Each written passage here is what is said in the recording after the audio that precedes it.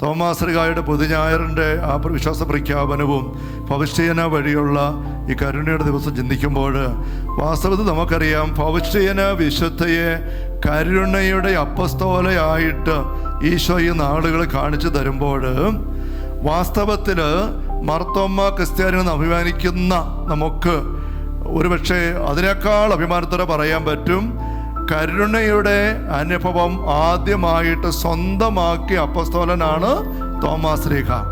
ഇത് നമ്മൾ മറന്നു പോകുന്നു എന്നുള്ളതേ ഉള്ളൂ.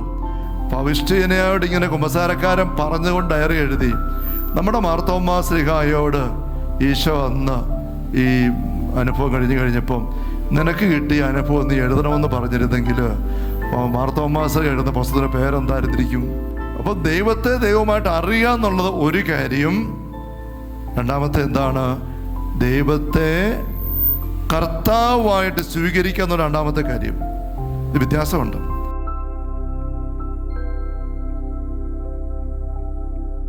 നമ്മൾ കരുണയുടെ തിരുനാള്, പൊതു ഞായറാഴ്ച, ഇത് രണ്ടും നാളെ ആഘോഷിക്കുന്നു. ഇങ്ങനെ ചിന്തിക്കുമ്പോൾ ഈ നാളുകളിൽ അത്ര ചുരുക്കമായിട്ടല്ലാതെ പങ്കുവയ്ക്കപ്പെടുന്ന ഒരു ഒരു ഒരു ഒരു അസ്വസ്ഥതയുടെ ചിന്തകളും ഉണ്ട്. എന്ന് വെച്ചാൽ ഈ നമുക്ക് നൂറ്റാണ്ടുകളായിട്ട് നമുക്കുണ്ടായിരുന്നത് ഈ നാളത്തെ ദിവസം, ഉയർപ്പിൻ്റെ 8-ാം ദിവസം പ്രധാനപ്പെട്ട സംഭവം ഏതാണ് നമുക്കുണ്ടായിരുന്നത്? തോമാശ്ലീഹായുടെ വിശ്വാസ പ്രഖ്യാപനം അല്ലേ? പുതു ഞായറാഴ്ച നമ്മുടെ മലയാറ്റൂർ തിരുമലകയറ്റവും ഇവിടെ കുരിശുമല കയറ്റവും ഒക്കെ പുതു ഞായറാഴ്ചയുമായിട്ട് ബന്ധപ്പെട്ടുള്ളത്. അപ്പം അങ്ങനെ ഇരിക്കെ പൗഷ്ടിയന വഴിയായിട്ട് ഈ കരുണയുടെ തിരുനാൾ ഈ പുതിയ ഞായറാഴ്ച വരുമ്പോൾ അതേക്കുറിച്ചുള്ള കുറേ ശങ്കകളും സംശയങ്ങളും ഒക്കെ ഉണ്ട്. പ്രത്യേകിച്ചും നമ്മുടെ സഭയുടെ പുതിയ ഞായറാഴ്ച പാരമ്പര്യത്തെ വളരെ ആഘോഷമായിട്ട് നമ്മളിപ്പം മലകയറ്റം ഇതെല്ലാം അതിനു വേണ്ടി മാറ്റിവെച്ചപ്പെട്ടിരിക്കുന്ന വലിയ ദിവസം, അത് ബൈബിളിൽ കൃത്യമായിട്ട് പറയുന്നു. 8-ാം ദിവസം അപ്പസ്തലന്മാർ മുറിക്കാത്ത കഥ കടച്ചിരിക്കുമ്പോൾ തോമായും കൂടെ ഉണ്ടായിരുന്നു. അന്ന് ഈശോ വന്നു, നമുക്കെല്ലാം അറിയാം. ആ ദിവസത്തെ മാറ്റിവെച്ചുകൊണ്ട് പൗഷ്ടിയന വന്ന് കയറുകയാണോ? പൗഷ്ടിയന വന്ന് ഇടിച്ചു കയറി തോമാശ്ലീഹായെ ഉന്തി മാറ്റുകയാണോ? ഇങ്ങനെയൊക്കെയുള്ള ചിന്തകളുണ്ട്. കഴിഞ്ഞ ദിവസം എനിക്കാരോ വാട്സാപ്പിൽ ഒരു കുറിപ്പ് അയച്ചു തന്നു. ഇന്നലെ മിനിഞ്ഞാന്ന് അതൊരു ജെയിംസ് ചവറപ്പുഴ അച്ഛൻ്റേതാണെങ്കിൽ അച്ഛനെ അറിയത്തില്ല. അച്ഛൻ വളരെ ഭംഗിയായിട്ട് നമ്മുടെ സഭയിലെ പുതു ഞായർ ആഘോഷത്തിൻ്റെ പ്രസക്തിയും പ്രാധാന്യവും എല്ലാം വളരെ ഭംഗിയായിട്ട് ആ കുറിപ്പിനകത്ത് പങ്കുവെച്ചിരിക്കുകയാണ്. എനിക്ക് ഒത്തിരി സന്തോഷം തോന്നി അച്ഛൻ്റെ പങ്കുവെക്കൽ കണ്ടപ്പം. കുറേ കൂടി എനിക്ക് പുതു ഞായറിൻ്റെ പ്രസക്തിയൊക്കെ മനസ്സിലാക്കാൻ സാധിച്ചു. അത് നൂറ്റാണ്ടുകളായിട്ട് വൈറ്റ് സൺഡേ, വെള്ള ഞായർ എന്ന പേരിൽ പോലും അറിയപ്പെട്ടിരുന്നു. കാരണം ഈ ദുഃഖശനിയാഴ്ച, വലിയ ശനിയാഴ്ച നൂറ്റാണ്ടുകൾക്ക് മുമ്പുള്ള പാരമ്പര്യമാണ്. ആളുകൾ മാമോദിസ മുങ്ങാനായിട്ട്, നമ്മളും പള്ളിയിലെ തിരുക്കർമ്മങ്ങൾ മാമോദിസ നവീകരണമുണ്ട് നമുക്ക് വലിയ ശനിയാഴ്ച അല്ലേ, പുതുവെള്ളം, പുത്തൻതിരി, അങ്ങനെയൊക്കെ. ആ ദിവസമാണ് പണ്ടത്തെ നാളുകളിൽ മാമോദിസയ്ക്ക് വേണ്ടി ആദ്യമായിട്ട് മാമോദിസ മുങ്ങാൻ ആഗ്രഹിച്ച് വരുന്നവർക്ക് നോമ്പുകാലം വേണം പരിശീലനം എടുത്തിട്ട് മാമോദിസ മുങ്ങിയിരുന്നത്. മാമോദിസ മുങ്ങിയ ആൾക്കാർ പുതു വസ്ത്രം, വെള്ള ഉടുപ്പുമായിട്ട് എല്ലാവരും കൂടെ പള്ളിയിൽ വന്നിരുന്ന പിറ്റേ ദിവസം എങ്കിലും ദിവസമാണ് 8-ാം ദിവസത്തെ ഞായറാഴ്ച, പിന്നെയുള്ള നോർമൽ ഓർഡിനറി സൺഡേയിൽ ആദ്യത്തെ ഞായറാഴ്ച. അന്ന് വെള്ള ഉടുപ്പിട്ട് അനേകർ പള്ളിക്കകത്ത് വരുമായിരുന്നു. ഒരു വൈറ്റ് സൺഡേ എന്ന് പോലും ഒരു പേര്, പരാമർശനം ഈ ഞായറാഴ്ചയ്ക്ക് ഉണ്ടായിരുന്നു എന്ന് ഈ ജെയിംസ് അച്ഛൻ പങ്കുവെച്ചിരിക്കുകയാണ്. പക്ഷെ അച്ഛനെ പങ്കുവെക്കുമ്പോൾ അച്ഛനകത്തൊരു ശങ്ക നമ്പരത്തോടെ പറയുന്നുണ്ട്. നമ്മുടെ ധ്യാനഗുരുക്കന്മാരൊക്കെ ഈ നാളുകളിൽ ഈ പുതു ഞായറാഴ്ചയുടെ പ്രാധാന്യം മനസ്സിലാക്കാതെ അത് ഈ ഒരു കരുണക്കൊന്തയുടെ ഭക്തിയായിട്ട് പറഞ്ഞ് പഠിപ്പിക്കുകയാണ്. അതൊരു ശരിയായ കാര്യമാണോ എന്ന് സംശയമാണ്. ധ്യാനഗുരുക്കന്മാർ ചിന്തിക്കണമെന്ന് അച്ഛൻ പങ്കുവച്ചിരിക്കുകയാണ്. ആ ചിന്ത പെട്ടെന്ന് നമുക്ക് തോന്നും ശരിയാണല്ലോ എന്ന്. ഞാൻ കഴിഞ്ഞ വർഷം ഇതുപോലെ പശ്ചാത്തലത്തിൽ അച്ഛന്മാരുടെ ഒരു ഹൗസിൽ ചെല്ലുമ്പം കുറേ അച്ഛന്മാർ അവിടെയുണ്ട്. അവർ കാപ്പി പിടിച്ചുകൊണ്ടിരിക്കുന്ന സമയം 4 മണിക്ക്. അപ്പോൾ അവർക്കിടയിൽ വളരെ ചൂട് പിടിച്ച ഒരു ചർച്ച നടക്കുകയാണ്. ഒരു അച്ഛന്മാർ പറഞ്ഞത്, നമ്മൾ ഇത്രയും നാളും പുതിയ ഞായറാഴ്ചയായിട്ട് തോമാശ്ലീഹായുടെ വിശ്വാസ പ്രഖ്യാപനം, മാർത്തോമാശ്ലീഹായുടെ മക്കളായി നമ്മൾ എത്ര ആഘോഷമായിട്ട് കൊണ്ടാടിയിരുന്ന രണ്ടാം ദുഃഖാന എന്ന പോലെയുള്ള പ്രാധാന്യമുള്ള ദിവസമാണ് പൊതു ഞായറാഴ്ച, ദുഃഖാന തിരുനാൾ. അങ്ങനെ ഇത് വളരെ ആഘോഷമായിട്ട് തോമാശ്രീയുടെ ഓർമ്മ വെക്കുന്ന ദിവസം. അതിപ്പോൾ മാറ്റി വെച്ചിട്ട്, ശരിയാണ് ഈശോയുടെ ചിത്രമാണ് കരുണയുടെ ചിത്രം, ആ ചിത്രം എടുത്ത് വെച്ച് പൗസ്റ്റീന വിശുദ്ധയുടെ കാര്യങ്ങളും പറഞ്ഞ് കരുണക്കൊന്തം ചൊല്ലിക്കൊണ്ടിരിക്കുമ്പോൾ തോമാശ്രീയെ നമ്മളെടുത്ത് പുറത്ത് കളയുന്നു. അതൊരിക്കലും ശരിയല്ല എന്നുള്ള ചിന്ത എന്ന് പറഞ്ഞ് ഇങ്ങനെ തർക്കിക്കുകയായിരുന്നു. അപ്പോൾ കുറച്ച് കേട്ടപ്പോൾ ഞാൻ അവരോട് പറഞ്ഞു, വാസ്തവത്തിൽ അച്ഛന്മാരെ ഇത് അങ്ങനെ തർക്കത്തിൻ്റെ വിഷയമാണോ, ഒരു തർക്കത്തിൻ്റെ വിഷയമാണോ എന്ന് പറഞ്ഞ് ചില പങ്കുവെക്കുകയുണ്ടായി.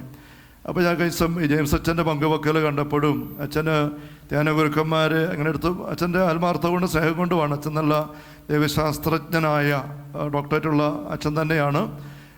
അപ്പോൾ ധ്യാനഗുരുക്കന്മാരെന്ന് പറയാനൊരു കാരണം എനിക്ക് തോന്നുന്നു, ഈ കഴിഞ്ഞ ഒരാഴ്ച മുമ്പ് നമ്മുടെ ദാനിയേൽ പൂവണ്ണത്തിലച്ഛനും കരുണക്കൊന്തയെക്കുറിച്ച്, ഈ നവനാളിനെക്കുറിച്ച് വളരെ ശക്തമായിട്ട് ചെറിയൊരു വീഡിയോ ഇട്ട് എല്ലായിടത്തും പങ്കുവെക്കണമെന്ന് പറഞ്ഞ് അത് അനേകർ പങ്കുവെച്ചിട്ടുമുണ്ട്. എനിക്കൊന്ന് ഒത്തിരി ആൾക്കാർ പങ്കുവെക്കുകയുണ്ടായി.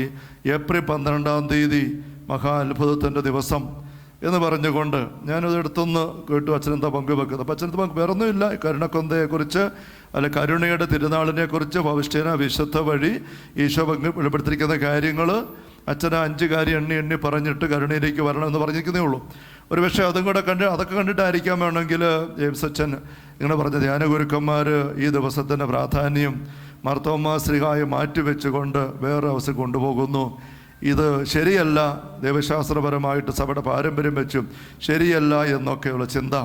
വാസ്തവത്തിൽ ഇതേക്കുറിച്ച് ഞാൻ ചിന്തിക്കുമ്പോൾ, വചനത്തിലേക്ക് നമ്മൾ നോക്കുമ്പോൾ ധ്യാനഗുരുക്കന്മാരെന്ന് പറയുന്ന ഒരു പ്രത്യേക കാറ്റഗറി അല്ല.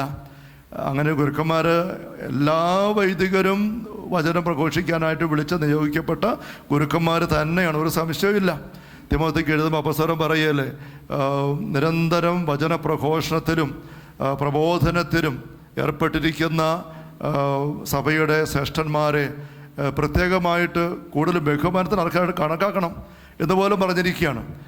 കാരണം വചന പ്രഘോഷിക്കുക എന്ന് പറയുന്നത് ഒന്നാമത്തെ ദൗത്യമാണ്.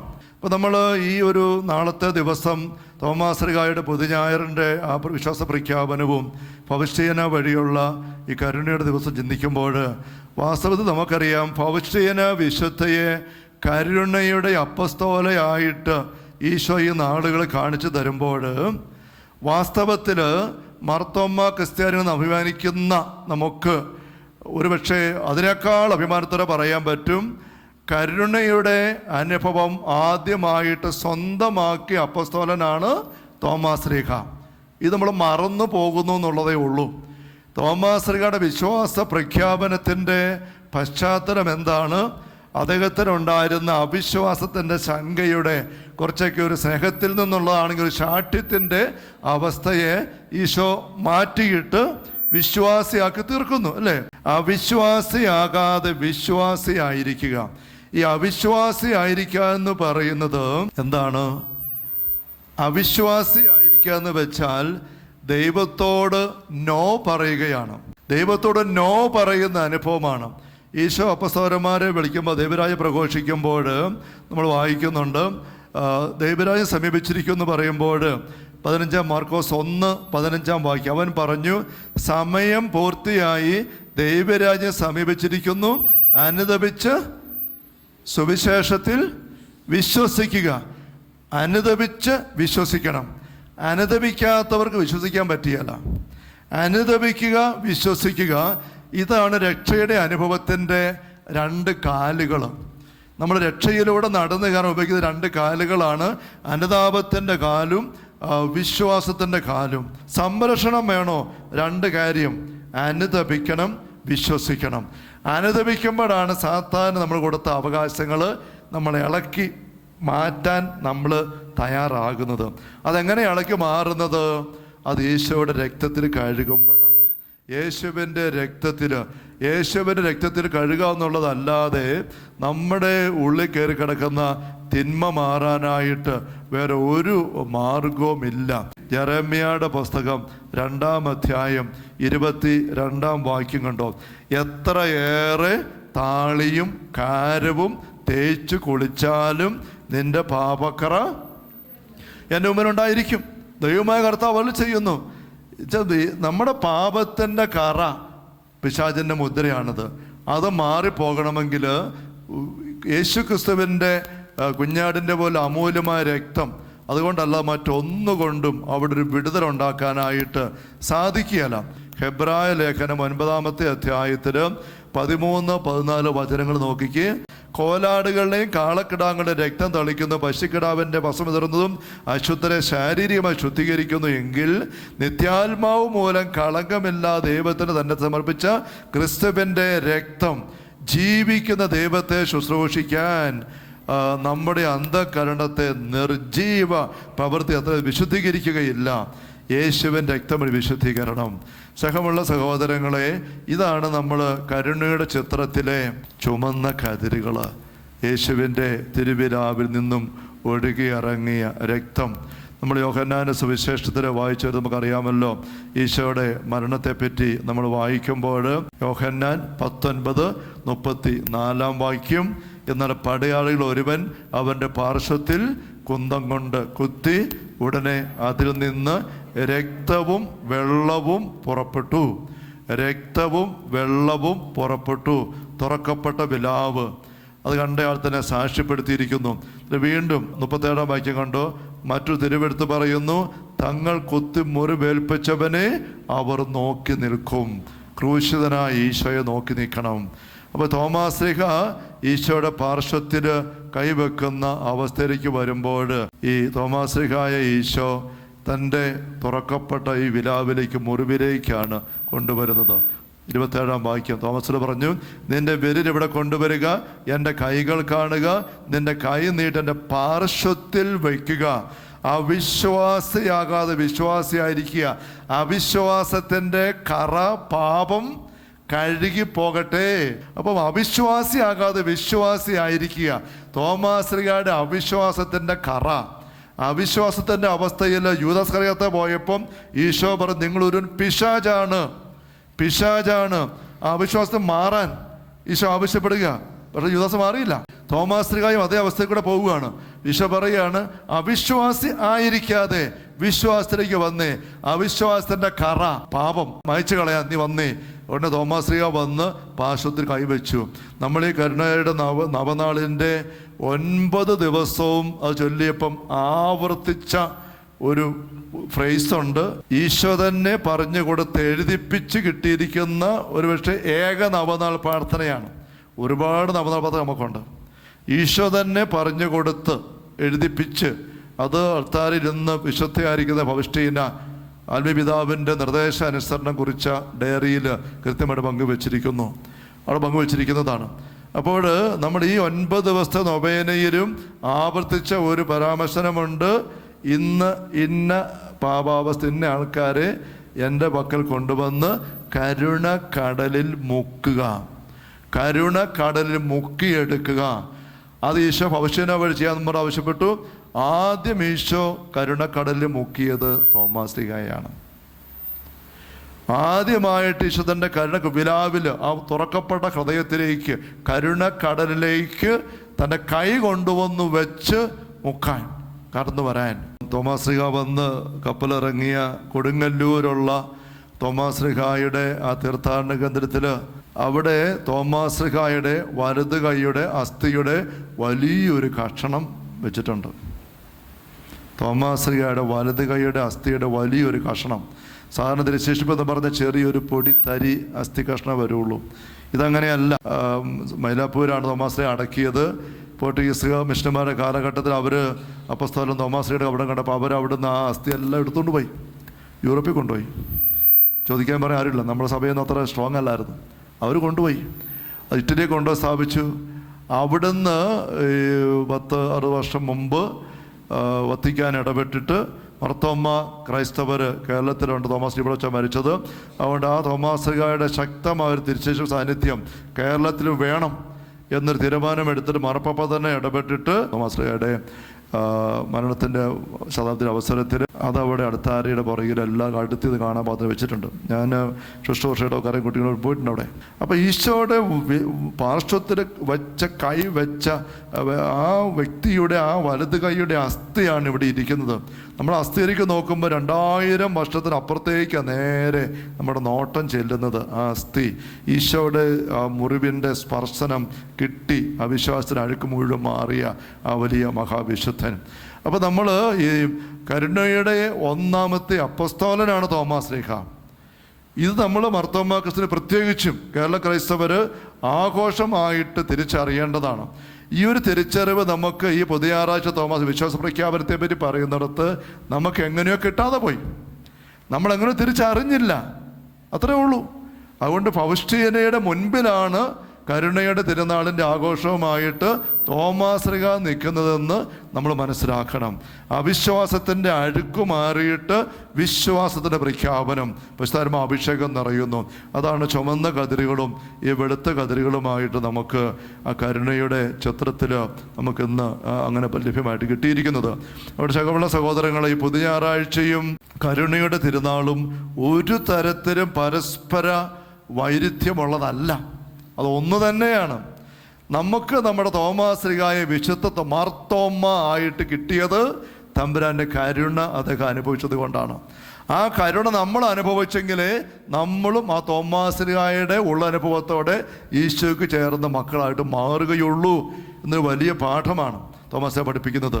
ഞാൻ മുമ്പ് പറയുകയുണ്ടായി, പൗഷ്ടികനായിട്ട് ഡയറിയിൽ പറഞ്ഞു, എൻ്റെ ആത്മാവിൻ്റെ അന്തരാളങ്ങളിലേക്ക് ഒഴുകി ഇറങ്ങിയ ദൈവകരുണ എന്ന പുസ്തകത്തിൻ്റെ പേര്. എൻ്റെ ആത്മാവിൻ്റെ അന്തരാളങ്ങളിൽ ഒഴുകിയിറങ്ങിയ ദൈവകരുണ. Hallelujah, hallelujah, hallelujah. ഇത് പൗഷ്ടികനായി എഴുതിയത് കുമ്പസാരക്കാരൻ ആ ഡയറി എഴുതാനായിട്ട് കൽപ്പന ആവശ്യപ്പെട്ടത് കൊണ്ടാണ്.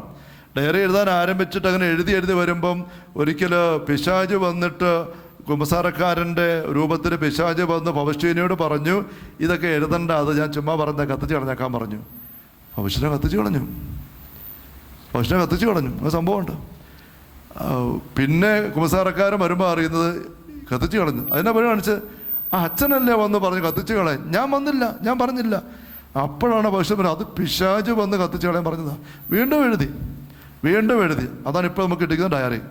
അപ്പം പൗഷ്ടികനോട് ഇങ്ങനെ കുമ്പസാരക്കാരൻ പറഞ്ഞുകൊണ്ട് ഡയറി എഴുതി.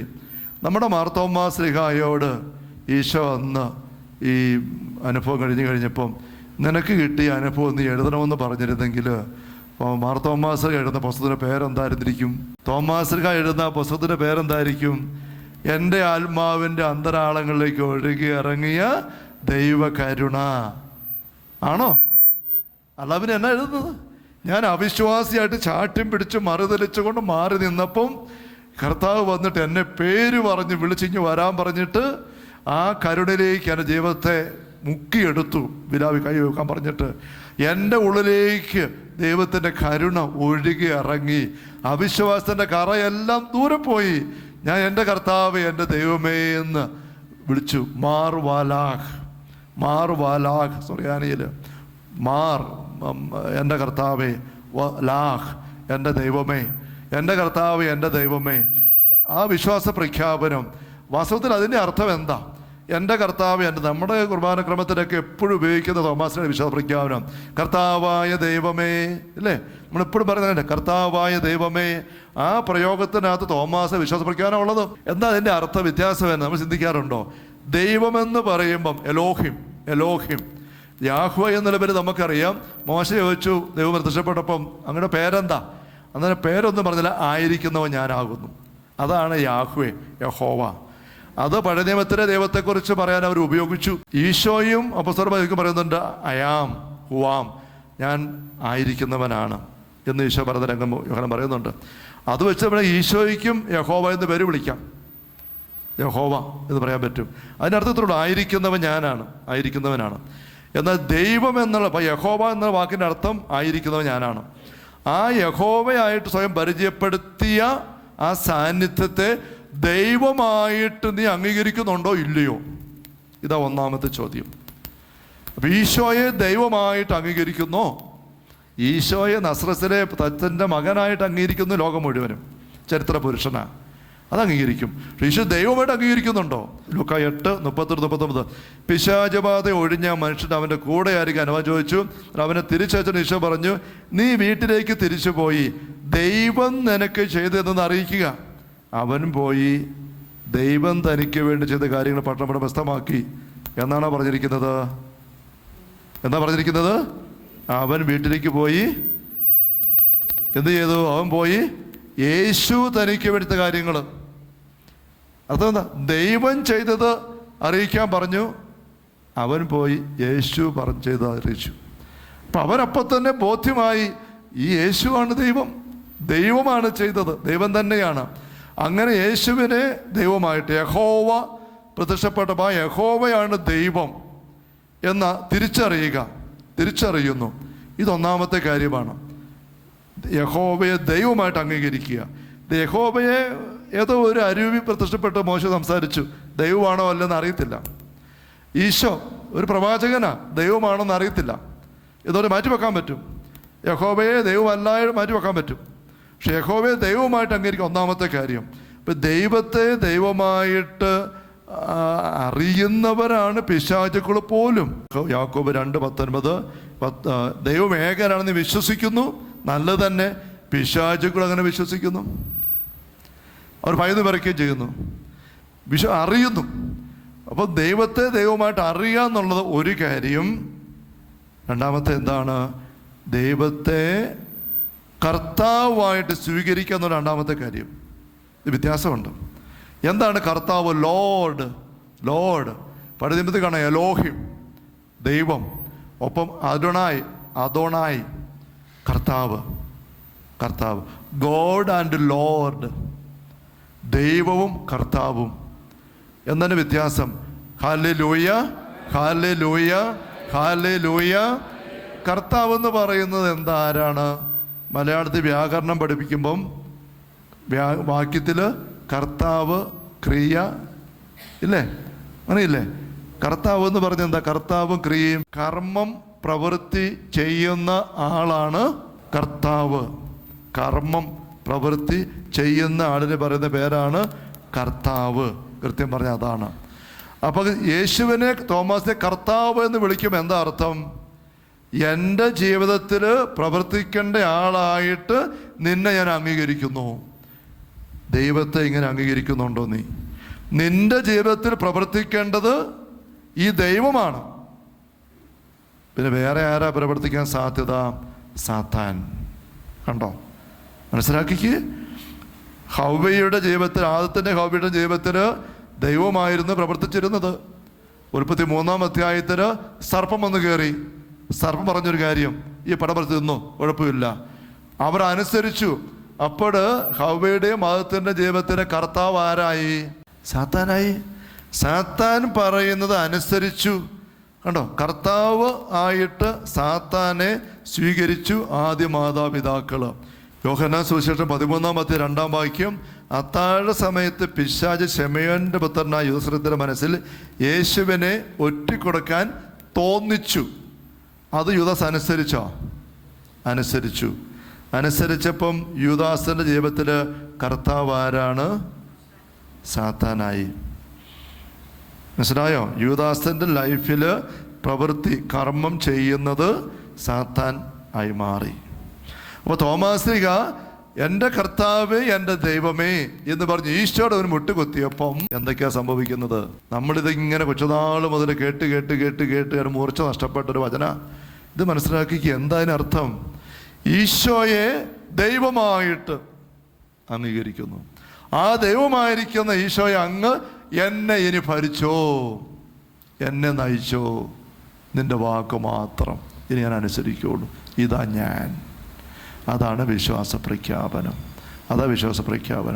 എൻ്റെ ജീവിതത്തിൽ അങ്ങയുടെ വാക്ക്, അങ്ങയുടെ തിരുഹിതം, അങ്ങയുടെ ഇഷ്ടമല്ലാതെ വേറെ ഒന്നും ഇനി ഭരിക്കരുത്. അങ്ങാണ് എൻ്റെ കർത്താവ്. അപ്പോൾ നമ്മൾ ദൈവത്തെ കർത്താവേ എന്ന് വിളിക്കുമ്പം വെറുതെ ഒരു അധരസേവ മാത്രം മാറരുത്. ദൈവമാണ് നമ്മളെ നിയന്ത്രിക്കുന്നത്, ഭരിക്കുന്നത്, നയിക്കുന്നത് എന്ന് നമ്മൾ ഒപ്പുവെക്കുന്നതാണ് കർത്താവേ. കർത്താവായ ദൈവമെന്ന് വിളിക്കുമ്പം. അപ്പം എൻ്റെ കർത്താവ് എൻ്റെ ദൈവം എന്നുള്ള ഏറ്റുപറച്ചിലിനകത്ത് ഇത്രയും കാര്യം ഒളിച്ചേർന്നിരിക്കുകയാണ്. ഇതിലേക്ക് തോമാസിലേക്ക് എങ്ങനെ വരാൻ പറ്റി? തമ്പുരാൻ്റെ കാരുണ്യം ഒന്നുകൊണ്ട് മാത്രമാണ്. 8-ാം ദിവസം ഈശോ പ്രത്യക്ഷപ്പെടുമ്പം തോമ ഇങ്ങനെ വിഷമിച്ച് ചാട്ടി പിടിച്ച് നിൽക്കുന്നു. അപ്പോൾ ഈശോ പ്രത്യക്ഷപ്പെട്ടു. ബാക്കി അപ്പസ്തലന്മാരൊക്കെ എല്ലാവരും ആവേശമുണ്ട്, ഒന്ന് കണ്ടതല്ലേ കഴിഞ്ഞ ആഴ്ചയിൽ. അപ്പോൾ തോമാശ്രീ അപ്പോഴേ ഒന്ന് പമ്മും ഇല്ലേ, യോ കർത്താവ് വന്നോ യോ. അപ്പോൾ കൂട്ടുകാരുടെ മുമ്പിൽ നാണം കിടന്നു, പറഞ്ഞ വാക്ക് ഗുരു എങ്ങനെ തന്നെ കൈകാര്യം, ഇതെല്ലാം വിഷമിച്ചിരിക്കുമ്പം ഈശോ നേരെ തോമ ഇവിടെ വന്നേ. തോമാശ്രീയുടെ ശാഠ്യത്തിൻ്റെ വാക്കുകൾ എന്താണോ അതേ വാക്ക് അങ്ങോട്ട് പറഞ്ഞിട്ട് വിളിച്ച്, എന്നുവെച്ചാൽ തമ്പുരാൻ താന്നു കൊടുക്കുകയാണ്. തോമാശ്രീക തൻ്റെ സ്നേഹം കൊണ്ടായിരിക്കാം, ഈശോയുടെ സ്നേഹം കൊണ്ടാണ്. പക്ഷെ ആ സ്നേഹത്തിൻ്റെ പേരിലാണെങ്കിലും അപ്പസ്തലന്മാർ ബാക്കി 10 പേര് പറഞ്ഞിട്ടും കേൾക്കാതെ ഒറ്റയ്ക്ക് നിന്ന് മറുതലിച്ച് നിന്ന തോമ, ആ തോമയുടെ മറുതലിപ്പിൻ്റെ ശാഠ്യത്തിലേക്ക് ഈശോ ഇറങ്ങി ചെല്ലുകയാണ്, താന്നു ചെല്ലുകയാണ്. ഇതാണ് ദൈവത്തിൻ്റെ കരുണ. ഈശോ അവിടെ വന്ന് എല്ലാ പുസ്തകം നോക്കിയിട്ട് ഈശോയ്ക്കോട് പറയാമല്ലേ, തോമ ഞാൻ കഴിഞ്ഞ ആഴ്ച വന്നപ്പോൾ നീ എവിടെയായിരുന്നു? നീ എവിടെ പോയതായിരുന്നു? ഈശോ കണക്ക് വയ്ക്കാൻ വേണമെങ്കിൽ ഇല്ലേ, ബാക്കി 10 പേരുണ്ടായിരുന്നല്ലോ ഇവിടെ, യുവദാസ് പോട്ടെ, നീ എവിടെ പോയതായിരുന്നു? ഈ കൂട്ടം വിട്ട് പോകുന്ന ഞാൻ പറഞ്ഞതല്ലേ. ഒരു ദിക്ക് വഴക്ക് പറയാം അവിടെ. ഇനി 2-ാമത്തെ കാര്യം, ഇന്നൊരു അപ്പസ്തലന്മാർ കൂട്ടുകാരെല്ലാം പറഞ്ഞതല്ലേ ഞാൻ വന്നെന്ന്. ഞാൻ നേരത്തെ 3 ദിവസം പറഞ്ഞതാ ഞാൻ ഉയർക്കുമെന്ന്. എന്നിട്ട് വിശ്വസിച്ചോ? ഇല്ലല്ലോ. ഇത്രയും ഞാൻ നോക്കിയിട്ടും നിനക്ക് സ്വീകരിക്കാൻ പറ്റിയ, അല്ലെങ്കിൽ സ്റ്റാൻഡപ്പ് ഗെറ്റ് ഔട്ട്. പത്രോസേ ഒരാളെ കൂടി എടുത്തോണം. 2 പേർക്ക് കുറിയിട്ടില്ലേ? കുറിയിടേണ്ട ആവശ്യമില്ല, കുറിയിടണ്ട ഇല്ലേ. 2 പേര് വന്നല്ലോ, 2 പേരെ അങ്ങ് എടുത്തു. ഈ മല്ല് കാണിച്ചവൻ അവിശ്വാസി പോട്ടെ, പുകഞ്ഞ കൊള്ളി പുറത്ത് എന്നവനപ്പം. നമുക്കറിയാം പുകഞ്ഞ കൊള്ളി അകത്തുനിന്നാണ്, പുകയും തിരികെടുത്തുകയില്ല, ചതഞ്ഞ് അങ്ങനെ ഓടിക്കുകയില്ല, ചേർത്ത് പിടിക്കുകയാണ്. അതാണ് ദൈവത്തിൻ്റെ കാരുണ്യം. അപ്പോൾ ഇന്ന് തോമാശ്രീക മാർത്തോമാശ്രീക ആയിട്ട് ആൾക്കാർ നമുക്കുണ്ടെങ്കിൽ അതിൻ്റെ ഏക കാരണം ദൈവത്തിൻ്റെ കരുണയാണ്. ആ കരുണയിലൂടെയാണ് തോമായുടെ അവിശ്വാസത്തിൻ്റെ കറയെ ഈശോ തൻ്റെ തിരിച്ചവറ കൊണ്ട് കഴുകിയത്.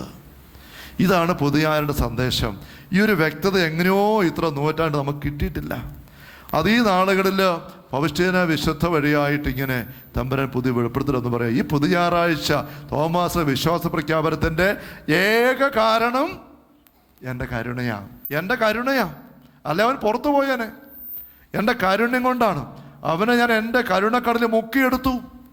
നിങ്ങൾ നിരന്തരം ചെയ്യണം എന്ന് പറഞ്ഞിരിക്കുകയാണ്.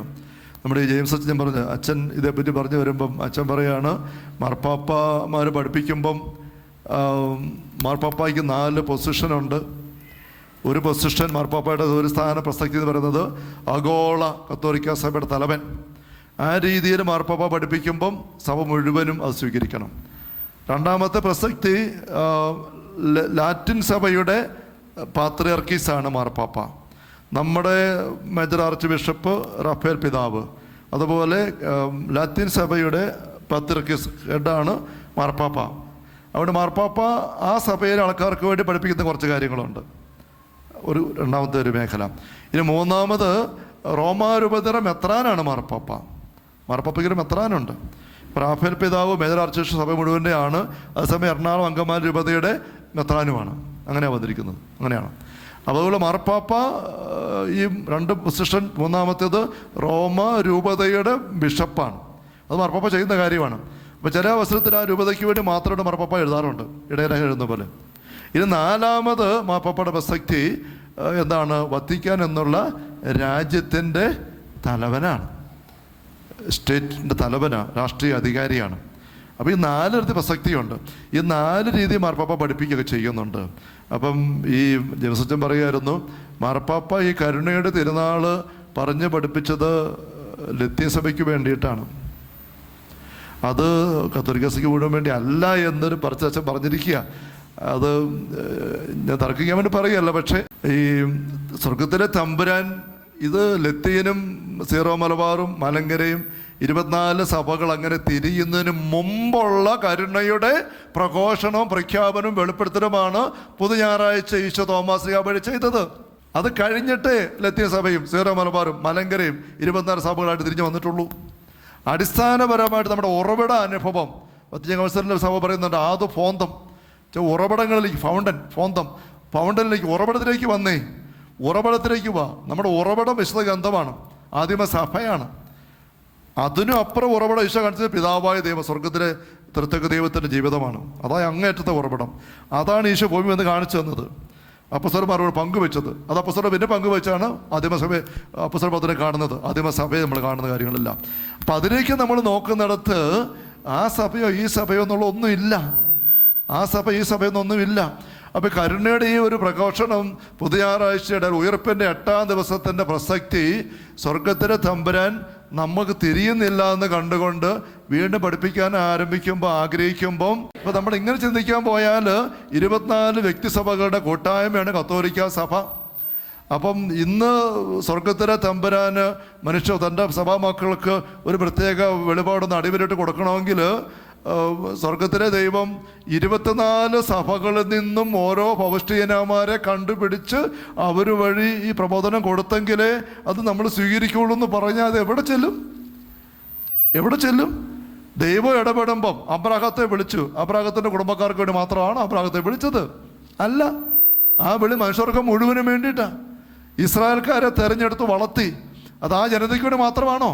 അതുവഴി ലോകത്തിന് മുഴുവൻ രക്ഷ കിട്ടാനാ. അതുകൊണ്ട് ആ ദൗത്യം പൂർത്തിയാക്കി ഈശോ പറഞ്ഞു, നിങ്ങൾ പോയി എല്ലാ ജനതകളോടും സുവിശേഷം പ്രസംഗിക്കണം. അതുകൊണ്ട് ദൈവത്തിൻ്റെ ഇടപെടൽ ഒരു വ്യക്തിക്ക് കിട്ടുന്ന വെളിപാട് മനുഷ്യർക്ക് മുഴുവനും ഉള്ളതാണ്.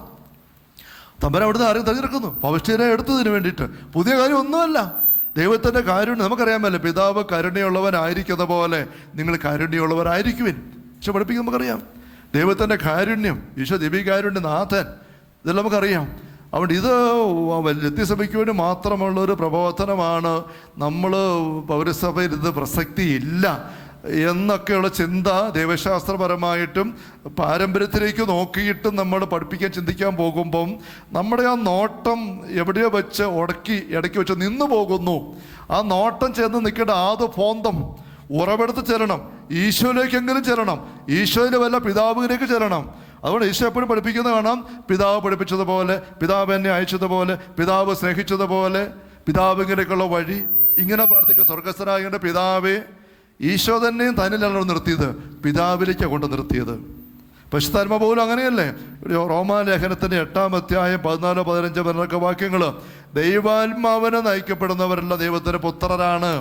നിങ്ങളെ വീണ്ടും ഭയത്തിലേക്ക് നയിക്കുന്ന അടിമത്തത്തിൻ്റെ ആത്മാവിനെ അല്ല, മറിച്ച് പുത്രസ്വീകാരത്തിൻ്റെ ആത്മാവിനെ കൈക്കൊണ്ടിരിക്കുന്നത്. ഈ ആത്മാവ് മൂലമാണ് നാം ആബാ പിതാവേ എന്ന് വിളിക്കുന്നത്. പരിശുദ്ധാത്മാവിനെ കുറിച്ച് പരിശുദ്ധാത്മാവ് തന്നെ വെളിപ്പെടുത്തി നമുക്ക് കിട്ടിക്കുന്ന ഏറ്റവും മനോഹരമായ പരാമർശനം പരിശുദ്ധാത്മാവ് പുത്രസ്വീകാരത്തിൻ്റെ ആത്മാവാണ് എന്നുള്ളതാണ്. പുത്രസ്വീകാരത്തിൻ്റെ ആത്മാവാ. അർത്ഥം എന്താ? നമ്മളെ ദൈവത്തിൻ്റെ പുത്രരാക്കി മാറ്റുന്ന ആത്മാവാണ് പരിശുദ്ധാത്മാവ്. പരിശുദ്ധാത്മാവ് ഒന്നാമത് ദൗത്യം അതാ. അതിനു വേണ്ടിയിട്ട് അവിടുന്ന് തരുന്ന ദാനങ്ങൾ വരങ്ങളെല്ലാം ഒത്തിരി ഉണ്ട്. നമ്മൾ ദൈവത്തിൻ്റെ പുത്രരാകുന്നില്ലെങ്കിൽ ഒരു വരവും ഒരു ദാനവും ഉപകാരപ്പെടുകയില്ല. നമ്മൾ ദൈവമക്കളാകണം. ദൈവമക്കളായി വരുന്നവരുടെ കൂട്ടായ്മയാണ് സഭ. ആ സഭയെ പടുത്തുയർത്താനാ പിന്നെ വരങ്ങൾ വരുന്നത്, ദാനങ്ങൾ വരുന്നത്. നമുക്കറിയാം. ഇപ്പോൾ ഇവിടെ കണ്ടു, ദൈവത്തിൻ്റെ മക്കളാണെന്ന ആത്മാവ് നമ്മുടെ ആത്മാവ് ഞാൻ സാക്ഷി നൽകുന്ന മക്കളിങ്ങനെ അവകാശികളുമാണ്. ദൈവത്തിൻ്റെ അവകാശികൾ, ക്രിസ്തുവിൻ്റെ കൂട്ടവകാശികൾ. പരിശുദ്ധാത്മാവ് നമ്മൾ നിരന്തരം പിതാവ് അനുഗ്രഹിക്കാം. അപ്പോൾ നമ്മുടെ എല്ലാ ആത്മീയ ജീവിതത്തിൻ്റെ ഏറ്റവും ഉറവിടം, ആദ്യ ഫോന്തം ഉറവിടം എന്ന് പറയുമ്പോൾ തൃത്വക ദൈവമാണ്. അത് എന്താണെന്ന് നമുക്ക് നോക്കി കാണത്തില്ല. ദൈവം ആത്മാവ് അരൂപിയാണ്. അവിടെ ദൈവം ശരീരമായിട്ട് വന്ന ഈശോ. അപ്പോൾ ഈശോയ്ക്ക് നമ്മൾ നോക്കണം. ഈശോ അനുഭവം പങ്കുവെച്ചതാണ് അപ്പസ്തലന്മാർക്ക് കിട്ടിയത്. അവിടേക്ക് നമ്മൾ നോക്കുന്നതിന് ലത്തീൻ സഭയാണോ സീറോ മലബാറാണോ ഇതൊന്നും തടസ്സമല്ല. അതിനെല്ലാം അപ്പുറത്തുള്ള ഉറവിട അനുഭവത്തിൻ്റെ പങ്കുവെക്കലിൻ്റെ മേഖലയാണിത്. അതുകൊണ്ട് ഇത് മാർപ്പാപ്പ പഠിപ്പിക്കുമ്പോൾ അത് ഒരു സഭയ്ക്ക് വേണ്ടി മാത്രമുള്ളതല്ല, വചനത്തിൻ്റെ ഉൾക്കാഴ്ചയ്ക്ക് നമ്മളെല്ലാം ഇറങ്ങിച്ചെല്ലുന്നതാണ്. അതുകൊണ്ട് ഒരു പക്ഷേ ലത്തീൻ സഭയേക്കാൾ കൂടുതൽ കരുണയുടെ തിരുനാൾ ആഘോഷിക്കാനുള്ള അവകാശമുള്ളത് മാർത്തോമ സഭയിലെ അംഗങ്ങൾ, മാർത്തോമയുടെ പൈതൃകമുള്ള മാർത്തോമ ക്രിസ്ത്യാനികളുടെ സഭയിലെ അംഗങ്ങൾക്കാന്ന് വേണേൽ പറയാം, അങ്ങനെ വാദിക്കാനാണെങ്കിൽ. വാദിക്കാനല്ല പറയുന്നത്. കാരണം ഈ പുതിയ ഞായറാഴ്ച ഇതുപോലെ ആഘോഷിച്ച് കൊണ്ടുവരികയാണ് തോമസിന്റെ മക്കളെന്ന് പറഞ്ഞുകൊണ്ട്. രണ്ടാം ദുഃഖ്രാനയായിട്ട് ആഘോഷിക്കുകയാണ്. അത് കരുണയുടെ ആഘോഷമാണെന്ന് നമ്മൾ എങ്ങനെയോ തിരിച്ചറിഞ്ഞില്ല. അത്ര മാത്രമേ ഉള്ളൂ. അത് ഇനിയെങ്കിലും തിരിച്ചറിയണം. അവിടെ പുതിയ ഞായറാഴ്ച നമുക്ക് ആഘോഷമായിട്ട് മുന്നോട്ട് കൊണ്ടുപോകണം. ഒരുമിച്ച് ദൈവ കരുണയുടെ അനുഭവം, ഈ കരുണയുടെ ചിത്രത്തിൻ്റെ കതിരുകൾ, ആ കതിരുകളിലേക്ക് ചുമന്ന കതിര് തിരുരക്തം, അതിലേക്ക് തോമാസിനെ കൊണ്ടുവന്ന് കഴുകിയിട്ട് വിശ്വാസത്തിൻ്റെ ജ്വലിക്കുന്ന അനുഭവം, വെള്ള കതിരുകൾ, ജീവജലം, പരിശുദ്ധാത്മാവ് ഉണ്ടോ, രക്തവും ജലവും. അവിടെ ഒരു വൈരുദ്ധ്യത്തിൻ്റെയും പ്രസക്തി ഇല്ല എന്നുള്ളത് തിരിച്ചറിയണം. Hallelujah, hallelujah, hallelujah, hallelujah.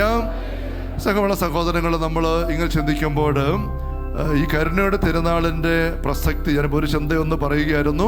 നമുക്കത് പുതിയ ഞായറാഴ്ചയുമായിട്ട് ഒരു തരത്തിലും ഒരു ക്ലാഷുള്ള വിഷയമല്ല. ആഴത്തിൽ ഉൾച്ചേർന്ന് നമ്മുടെ പിതാവായ തോമാശ്ലീഹ ദൈവകാരുണ്യം എങ്ങനെ അനുഭവിച്ചുകൊണ്ട് അദ്ദേഹത്തിൻ്റെ ഉള്ളിൽ എങ്ങനെയോ കയറിപ്പോയ വിശ്വാസത്തിൻ്റെ കറയെ കഴുകി വിശ്വാസത്തിൻ്റെ ജ്വലിക്കുന്ന അഭിഷേകത്തിലേക്ക് വന്നു. അതുപോലെ ഈ സഭമക്കൾ അല്ലെങ്കിൽ ദൈവമക്കൾ എല്ലാവരും കടന്നു വരാനായിട്ട് അവിടുന്ന് ഒരുക്കിയ ദിവസമാണ് പുതു ഞായറാഴ്ച, കരുണയുടെ തിരുനാൾ ദിവസം. അങ്ങനത്തെ ഒരു വലിയ കാഴ്ചപ്പാട് നമുക്കുണ്ടാവട്ടെ. Hallelujah, hallelujah, hallelujah.